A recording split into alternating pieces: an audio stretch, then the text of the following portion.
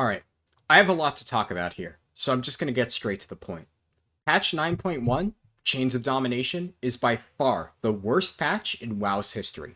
And trust me, I haven't forgotten about the Garrisons update patch back in 6.1. Now, admittedly, I was pretty skeptical from the start, as I was not a huge fan of the Shadowlands launch, and the promises that Blizzard began to make sounded vague and unconvincing. That being said, I'd assume that 9.1 would at least attempt to improve Shadowlands in a similar fashion to what was done in Battle for Azeroth's first patch, but upon witnessing the mass exodus of content creators from WoW and being told some first-hand accounts from friends, I was overcome with a sense of morbid curiosity regarding patch 9.1. Was it actually possible that the patch had managed to make Shadowlands worse? The short answer is yes, but before I dive into the reasons why, I want to address the elephant in the room, namely the Blizzard allegations. I hope it should go without saying that I find the actions committed by Blizzard to be reprehensible, and I hope the lawsuit will bring the people at fault to justice. I am also well aware that a decent portion of the people leaving WoW did so because of the allegations, but this appears to be the straw that broke the camel's back for many. While it's certainly admirable for people to quit a game because they're unhappy with the company's practices, the reality is that the current state of WoW doesn't exactly make their decisions difficult. Lastly, I've seen a few people actually calling out Blizzard content creators and going so far as to demand that they drop Blizzard games entirely. I personally find this attitude extreme, as I don't believe that simply playing a Blizzard game means you're encouraging the company's disgusting behavior. Admittedly, I would feel a bit shitty if I created a video promoting World of Warcraft at this point in time, but I think you'll realize that this video is the exact opposite of that.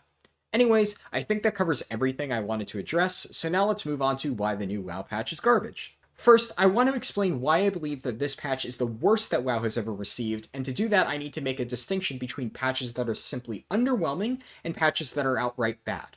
It should go without saying that patch 6.1 in Warlords of Draenor was the most underwhelming patch, as it added very little to the game. People love to joke about how it added useless features such as Twitter integration and the selfie camera, but it also added a few nice things such as quality of life improvements for garrisons and the Heirloom Collection tab. 6.1 was certainly not a good patch, and it received a lot of justified criticism for being extremely lackluster, but that being said, nothing in the patch actively made the game worse. The only other patch that is arguably worse is 8.3, but after only a month or two, Blizzard implemented a lot of changes that fixed the major pain points, and given the current situation, it's kind of unlikely we'll see that happen for 9.1. I'll begin by going over some of the best parts of 9.1, or the only parts that are just underwhelming and not outright toxic for the game, starting with Korthia. Honestly, until this patch, I didn't realize it was possible to fuck up a new zone. Even during patches where the overall game design made me feel exhausted and burnt out, I was generally able to say that I enjoyed the first few days or weeks of the patch because it had a cool new zone for me to explore. BFA's patches 8.2 and 8.3 come to mind here. The reworks to Uldum and Vale were a little bit lackluster, and Nazjatar was a bit of a mess, but overall I had a lot of fun exploring these zones, killing the rares, and finding secret puzzles and treasures. Korthia, on the other hand, is one of the most boring and uninspired zones I have ever seen in this game. For starters, it's extremely tiny. Just look at the size of Korthia on the map compared to Nazjatar, Tanan Jungle, and Timeless Isle. I should note that the map size doesn't really do it justice, it actually feels way smaller when you go there in person. Now, not only is a lot of this empty area filled with giant gaping abysses or impassable mountains, but the entire zone is littered with hills and fallen trees that just make it extremely frustrating to navigate. Now, an obvious counterpoint to this might be that the zone doesn't need to be big in order to be fun. After all, Timeless Isle was relatively small, but it's generally considered to be one of the best patch zones that Blizzard has ever created. Unfortunately, Korthia is not only small, but also extremely simplistic. Despite being called Korthia, City of Secrets, it has virtually no actual secret areas or puzzles to speak of, and it's a generic wasteland with nothing actually resembling a town, much less a city. The entire zone is just a store-brand version of Argus, with piss-poor visuals and a bunch of rares ham-fisted into a small area. Oh, and if you thought that was bad, let me tell you about the dumbest fucking part. This little fucking island floating off to the south, because if you want to access this area, you need to take a mini flight path which can only be accessed at the complete opposite side of the zone. So if a rare spawns somewhere in the middle of the zone and you're on the island, you can go fuck yourself, because Blizzard expects you to take a slow RP flight all the way to the other side of the zone, only so you can run to the rare and watch it die before you can tag it. This happens to me a lot, speaking from experience. And if it's one of the teleporter rares, like the one shown on screen, you need to wait 2 hours before it spawns again. Korthia is basically just an uninteresting, watered-down copy-paste of any generic patch zone, complete with dailies and rares to farm each day. Oh, and as I said earlier, this is one of the best parts of 9.1. The next feature on the chopping block is the Archivist's Codex reputation, aka totally not Venari 2.0. There's honestly not a whole lot to talk about with this one. It's a new reputation that you have to farm by killing rares and doing dailies in Korthia, and once you max it out, you can buy conduit upgrades and sockets for your gear. Like I said, it's literally just Venari, but with a new coat of paint. Now, I will admit that it's slightly easier to farm this new currency compared to Stygia, and you don't lose days worth of currency by dying, which, I mean, honestly, should just be the fucking baseline. But I still completely abhor this type of endless treadmill design. During patch 9.0, I farmed Appreciative, or Exalted, reputation with Venari on 3 different characters, and now Blizzard's basically telling me I need to do it all over again. And look, I get that we need new reputations and currencies to farm with each patch. I've come to terms with that by now, but did you really need to lock the exact same conduit upgrade and socket items behind a completely different rep? I should note that this vendor also sells the equivalent of benthic gear to allow you to catch up on your alts, so why is that not his primary purpose? I'll tell you why. It's because Blizzard is terrified that people who don't need catch-up gear won't touch this new reputation, so they decided to lock things like sockets and conduit upgrades behind it so that everyone is forced to grind it. Why not just reset Stygia and give Venari the new upgrade tokens? That way, we'd still have to farm if we wanted to get the upgrades, but if we were on alts, we wouldn't be forced to choose between obtaining catch-up gear now or hoarding currency to upgrade conduits later. It's just a frustrating and nonsensical design decision, and I'm going to stop ranting about it because I still have way worse things to talk about. Now, speaking of Venari, she's still here, but she's completely useless, along with the rest of the Maw. While I'll admit that I far prefer farming Korthia to farming the Maw, the problem I have with this is that Blizzard apparently put a decent amount of resources into improving the Maw with this patch, but they also made it completely irrelevant at the same time. The new Tormentors of Torghast event takes quite literally 30 seconds to complete, and you only need to do it once a week to get a moderate amount of Soul Cinders, and we'll get to that in a bit. But it's just non-content. Like, I really can't understand why any development resources were put into something like this.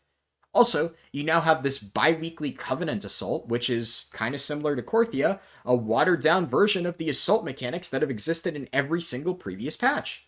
I've never really enjoyed these because they always feel like boring forced chores, and the ones in patch 9.1 are no different. At least in Legion they let you use the invasions to level alts. Now, patch 9.1 advertised Maw improvements, but all they really did was remove any reason you have to go there outside of maybe like an hour each week. And technically speaking, I would have considered deleting the Maw to be an improvement, so this does fit the bill. But overall, it's simply a lot of wasted development resources that could have been put into, I don't know, the new zone you just added, which is quite obviously half-baked. Just a thought. Oh yeah, and there's a new world boss, so they checked that box off. Now, you might be thinking, everything I've listed so far just seems lackluster, but it's not bad. At the start of the video, I made the bold statement that this patch was the worst in WoW's history, and all I've done is list off a few poorly designed zones and systems. Well, I just finished talking about the underwhelming aspects of this patch. Now, it's time to talk about the truly malicious shit that they've added or changed, starting with Legendaries. Now, as many of you might already know, a ton of people were forced to recraft their Legendaries in patch 9.1. They added a lot of new Covenant-specific Legendary powers, many of which are best in slot for certain specs, and some of which are so incredibly powerful that it caused people to swap Covenants and Legendaries. This alone is obviously a pretty major shakeup, and a lot of players, especially Boomkins, were not super thrilled about it. Additionally, there's a new system called Shards of Domination, and we'll get to that. But because of the way it's designed, you effectively can't equip a legendary in your helmet, shoulders, or chest slots, and then there's 2 more slots that vary depending on your armor types. And I mean, this is all assuming that you want to min-max, but this still means that a lot of players are forced to recraft their legendaries. And for some reason, Blizzard has still not allowed players to even partially refund their old legendaries in order to speed up the process of getting new ones. Actually, why am I saying for some reason? We all know that it's because they want you to spend more time grinding. Fuck you and fuck your free time. Except, here's the thing. I don't actually think that any of the stuff that I just mentioned is the real problem. That's not what pissed me off about Legendaries in 9.1. It's just the fucking tip of the iceberg. Just like they did with Stygia, Blizzard decided, hey, let's add a completely new currency called Soul Cinders. And see, Soul Cinders is different from Soul Ash because it has a different icon. See? One of them looks like this, and the other one looks like this. I hope I don't need to explain why I think this is fucking bullshit. But, okay. As I said before, of course they need to add new currencies. I think it's pointless and adds grinding that nobody enjoys, but sure. They've done it so many times now that we're all just content to sit here and take it in the ass. No. The real thing that actually infuriates me about the legendary changes are in regards to the base item level crafted pieces. Just look at these prices.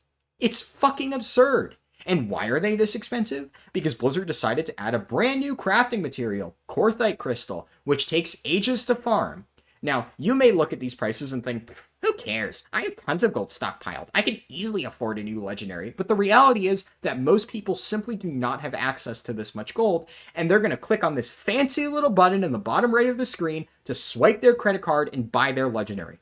It doesn't take a rocket scientist to figure out that this is the only reason Blizzard is designing the legendary system to be like this. I've been doing Mythic raids for years now, and I genuinely cannot remember the last time when a required item for raid was this expensive to obtain. It makes me sick to my stomach that Blizzard intentionally designs the game in a way that encourages people to buy as many WoW tokens as possible. But wait, it gets worse, because while getting the base item is difficult enough as it is, being able to efficiently farm the Soul Cinders in order to get your legendary in a reasonable amount of time is even more frustrating. Ladies and gentlemen, it's time to discuss Torghast, and oh my god, they somehow managed to make it even worse than it already was. From the very beginning, I've been pretty concerned when I saw how Torghast was designed, along with the fact that Blizzard was making it mandatory to clear the highest floor if you wanted to maximize your rewards. There is an insane level of RNG present in Torghast, so forcing people to complete difficult content within it to obtain rewards is inherently problematic. Any actual challenge is non-existent when it's possible to RNG into a good set of powers and just face roll the entire floor. So this means you either have to design Torghast to be so trivial that it's easily completable with no good powers, or you tune it to be so ridiculous that the entire difficulty of the run is being able to luck into a good build. During 9.0, Torghast was certainly the former. It was a boring slog that everybody needed to do on Layer 8 twice a week in order to get their weekly Soul Ash, but it was completely trivial if you had any relevant gear. In 9.1, however, Blizzard flipped Torghast on its head, and now the latter situation is present. The patches added 4 new layers, bringing the cap up to Layer 12, and they are so unbelievably overtuned that it's almost laughable.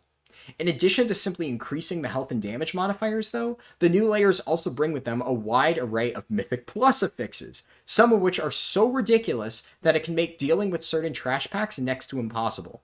I cannot begin to express my unending hatred for this redesign of Torghast. Every single new feature they added was tailor-made at the expense of player enjoyment. Now, you might begin to think, whatever. Even if it's challenging, that doesn't mean it's impossible to complete. After all, I used to do Layer 8 Torghast on undergeared alts. Sure, it took me a lot of time to complete, since you have to slowly pull packs one by one and build up your anima powers, but that doesn't mean you can't do it, except joke's on you, because they also added a timer and a scoring system to Torghast, so if you don't go fast enough and complete a nearly perfect run, you won't be allowed to move on to the next layer, even if you kill the final boss. But, Haraldin, at least once you get to floor 12, you don't need to worry about the scoring system. Fucking nope, they thought of that too. There's a new thing called the Adamant Vaults, which you can only access if you manage to get a flawless run on one of the higher floors, and this place gives a lot of really important stuff, such as conduit upgrades and sockets, the things I mentioned earlier, And I would love to show you footage of it, but in the 4 attempts that I recorded, I haven't managed to get a 5-star run, including this one, where I didn't die a single time and cleared it in 22 minutes, only to barely fall short of the 200-point requirement. Why? Because a chest didn't spawn on any of the floors, so I missed 10 points from that. What a fantastic system. But hey, you know, they added a system called Tower Knowledge, which is a direct copy of the Titan archives from Visions of N'Zoth. So if you stay subscribed for a few months and grind Torghast every week, you'll be able to buy upgrades that remove most of the new bullshit they added in the first place. Honestly, Blizzard, go eat a fucking dick. And now, whew, the moment you've all been waiting for. Shards of Goddamn Domination. Holy shit. I don't even know where to begin with this one. I mean, I should start by saying that it's a new system, and they said they weren't going to add any new systems after launch, so that was a fucking lie. And also, the drop rates are horrendously bad, to the point where after being resubbed for 2 weeks now, I only have 2 shards, including a guaranteed drop one from Sylvanas. And, you know, it's probably also worth mentioning that you need to not only get the shard as an RNG drop, but you also need to get the specific domination socket item as an RNG drop, because this RNG is like fucking ogres. It has so many fucking layers. Or perhaps I should discuss the fact that shards also have ranks, because of fucking course they do. So you need to farm another new currency to upgrade these shards. And last but not least, each of these fucking pieces of garbage just gives you a passive damage increase or a bland damage proc, which doesn't change your playstyle at all. But thanks to Preach, we now know that the higher-ups on the WoW team genuinely believe that this dogshit system is a replacement for tier sets. To that, all I can say is, are you all fucking drunk? Oh, wait, actually, yes, they are all fucking drunk. That actually explains a lot. Lastly, I'm sure some people are expecting me to discuss the story. And honestly, it's gotten so bad that I need to force myself to stop caring about it in order to not end up extremely mad. If you want to get a complete understanding on just how bad it's gotten, I'd recommend watching some of Bellular's videos, because if I sit here and talk about it, my head would probably explode. In exchange, I spent a few hours creating this nice little meme which should hopefully serve as a recap for Sylvanas' recent story arc. With that though, I'm finished with pretty much everything I wanted to say in this video. You might notice that I refrained from actually discussing Sanctum of Domination, the new raid, whatsoever. And that's because I actually have an entirely separate video planned for it. While the raid itself is solid, I actually have a lot of mixed opinions on the state of raiding as a whole right now, and I figured that that would function far better as a standalone video. As far as the new Mega Dungeon goes, I actually quite enjoyed it, but unfortunately the loot is tuned to a point where it's completely irrelevant for raiding, meaning I will probably never touch it again. Also, the only change in this patch that I genuinely think benefits the game is the addition of Mythic Plus rating. The new scoring system is far more forgiving than the previous requirement of clearing every dungeon at a certain level, and it means that players aren't forced to use a third-party tool in order to efficiently run Mythic Plus. This change to Mythic Plus is fantastic, and I have nothing bad to say about it. It's just too bad that the rest of the patch wasn't designed in a player-friendly manner like this. Now, I know that I've been highly negative towards WoW during this video, but I do want to make something perfectly clear. I do not hate World of Warcraft, the game. World of Warcraft has done absolutely nothing wrong. It's simply a victim of terrible game designers who are trying to squeeze the last bit of life and money out of it. Like many people, I've loved WoW since I was a kid, and I will gladly sit here and condemn Blizzard's actions until my dying breath. I will not give up on this game until the day that Blizzard gives up on it. At the end of the day, I just want this game to get better, as I assume everybody watching this video does. In order for that to happen, we need Blizzard to recognize that their current path is only going to cause WoW to slowly die out. It's depressing that things had to go this far for us to see actual change, but given the recent events such as JL and Brack stepping down, and Blizzard promising to immediately terminate anybody involved in the sexual harassment lawsuit, I do have hope. While the Blizzard in recent years is not the one that we used to admire, I believe that if they continue to make the necessary changes to clean up their act, World of Warcraft might yet see a new golden age.